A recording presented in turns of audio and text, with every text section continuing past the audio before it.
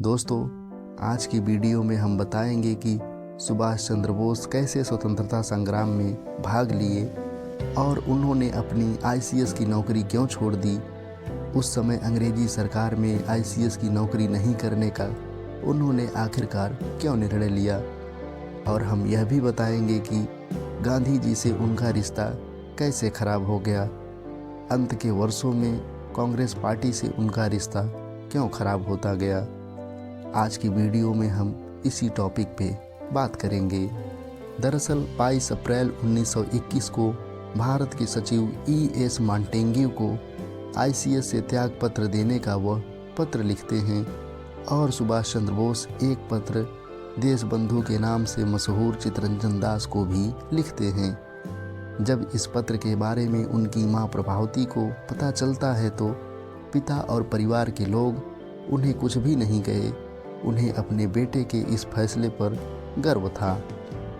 कोलकाता के स्वतंत्रता सेनानी देशबंधु के नाम से चित्तरंजन दास के कार्य से प्रेरित होकर सुभाष चंद्र बोस दास बाबू के साथ काम करना चाहते थे।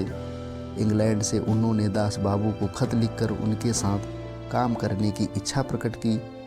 रविन्द्रनाथ ठाकुर की सलाह के अनुसार भारत वापस आने पर उन्होंने सबसे पहले महात्मा गांधी जी से मिलने के लिए मुंबई भेज दिया। 20 जुलाई 1921 को गांधी और सुभाष के बीच पहली मुलाकात हुई।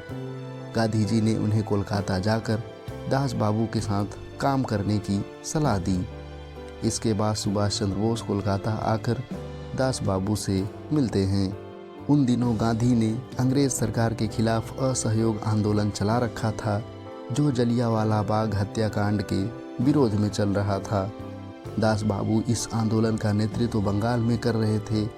उनके साथ सुभाष चंद्र बोस इस आंदोलन में सहभागी हो गए। 5 फरवरी 1922 को चौरी चौरा घटना के बाद असहयोग आंदोलन बंद कर दिया गया, जिसके कारण 1922 में दास बाबू ने कांग्रेस के अंतर्गत स्वराज पार्टी की स्थापना की। विधानसभा के अंदर अंग्रेज सरकार का विरोध करने के लिए कोलकाता महापालिका का चुनाव स्वराज पार्टी से लड़कर जीता और दास बाबू कोलकाता के महापौर बन गए। उन्होंने सुभाष को महापालिका का प्रमुख कार्यकारी अधिकारी बनाया। सुभाष ने अपने कार्यकाल में कोलकाता महापालिका का पूरा ढांचा और काम करने का तरीका ही बदल डाला। कोलकाता में सभी रास्तों के अंग्रेजी नाम बदलकर उन्हें भारतीयों के नाम पर रख दिए। स्वतंत्रता संग्राम में प्राण न्यौछावर करने वालों के परिजनों को महापालिका में नौकरी मिलने लगी। बहुत जल्द ही सुभाष देश के एक महत्वपूर्ण युवा नेता भी बन गए। जवाहरलाल नेहरू के साथ सुभाष ने कांग्रेस के अंतर्गत युवाओं की इंडिपेंडेंस लीग शुरू की। 1927 में जब साइमन कमीशन भारत आया तब कांग्रेस ने उसे काले झंडे दिखाए। कोलकाता में सुभाष ने इस आंदोलन का नेतृत्व किया। साइमन कमीशन को जवाब देने के लिए कांग्रेस ने भारत का भावी संविधान बनाने का काम 8 सदस्यीय आयोग को सौंपा। मोतीलाल नेहरू इस आयोग के अध्यक्ष और सुभाष चंद्र बोस उसके एक सदस्य बने। इस आयोग ने नेहरू रिपोर्ट पेश की।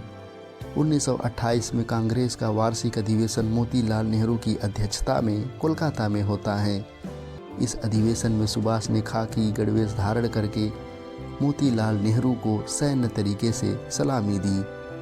गांधी जी उन दिनों पूर्ण स्वराज की मांग से सहमत नहीं थे। इस अधिवेशन में उन्होंने अंग्रेज सरकार से डोमिनियन स्टेट मांगने की ठान ली थी, लेकिन सुभाष और जवाहरलाल नेहरू को पूर्ण स्वराज की मांग से पीछे हटना मंजूर नहीं था। अंत में यह तय किया गया कि अंग्रेजी सरकार को डोमिनियन स्टेट देने के लिए 1 साल का वक्त दिया जाए। अगर 1 साल में अंग्रेज सरकार यह मांग पूरी नहीं की तो कांग्रेस पूर्ण स्वराज की मांग करेगी। परंतु अंग्रेज सरकार ने यह मांग पूरी नहीं की। इसलिए 1930 में जब कांग्रेस का वार्षिक अधिवेशन जवाहरलाल नेहरू की अध्यक्षता में लाहौर में हुआ, तब ऐसा तय किया गया कि 26 जनवरी का दिन स्वतंत्रता दिवस के रूप में मनाया जाएगा। 26 जनवरी 1931 को कोलकाता में राष्ट्रध्वज फहराकर सुभाष चंद्र बोस एक विशाल मोर्चे का नेतृत्व कर रहे थे, तभी पुलिस ने उन पर लाठियां चलाई, उन्हें घायल करके जेल भेज दिया। जब सुभाष चंद्र बोस जेल में थे, तब गांधी जी ने अंग्रेज सरकार से समझौता किया और सभी कैदियों को रिहा करवा दिया। लेकिन अंग्रेज सरकार ने भगत सिंह जैसे क्रांतिकारियों को रिहा करने से साफ इनकार कर दिया। भगत सिंह की फांसी माफ कराने के लिए गांधी जी ने सरकार से बात तो की, परंतु नरमी के साथ बताया जाता है। अब सत्य कुछ और ही है। सुभाष चाहते थे कि इस विषय पर गांधी जी अंग्रेज सरकार के साथ अपने किए गए समझौते भले ही तोड़ दें, लेकिन भगत सिंह जैसे लोगों को बचा लिया जाए। अंग्रेज सरकार अपने स्थान पर वह भी अड़ी रही और भगत सिंह उनके साथी कैदियों को फांसी दे दी गई। भगत सिंह को न बचा पाना सुभाष चंद्र बोस और गांधी के बीच नाराजगी की एक प्रमुख वजह बताई जाती है।